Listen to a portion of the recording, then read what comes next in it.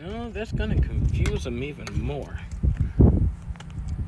Oh, I know what you're talking about. Actually, before I get into this, let me teach you how a muzzle compensator works.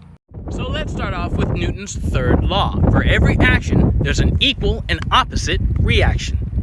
Damn it, Newton! So when a bullet is flying out of the weapon and the hot gases that are with it, the reaction is to push back on the weapon.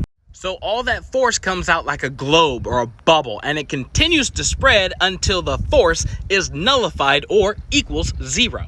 And depending on how well that weapon is being held depends on what the force is going to do. So the weapon might kick left or kick right or kick up or kick down, but that force is there and it's going to exploit wherever it is weakest, and it's going to jolt in that direction. Now, whatever is shooting with that weapon must get back online in order to center on the target.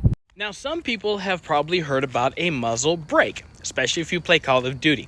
The muzzle brake's job is to redirect that force that's coming out of the muzzle to where it will combat linear movement, it will combat rise, and it will combat recoil. So that way the muzzle can stay center as best as possible to shoot again. A muzzle compensator, however, is different. It wants recoil. It wants the muzzle to move, but typically it wants it to move in order to combat another muzzle movement. Let's say that you have a weapon that typically will kick up or have a rise every time that it fires. You put a compensator on it that is underneath your muzzle, so that way when that force comes out as a globe, all the energy that's going up is also going down. That compensator is on the weapon and it's going to push your weapon down, combating your rise.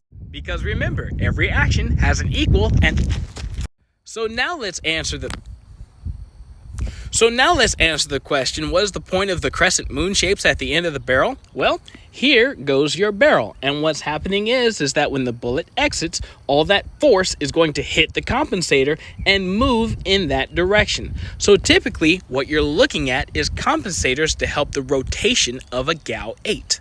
But the model that I have is an A10A. We have moved so far forward since this piece of equipment came out.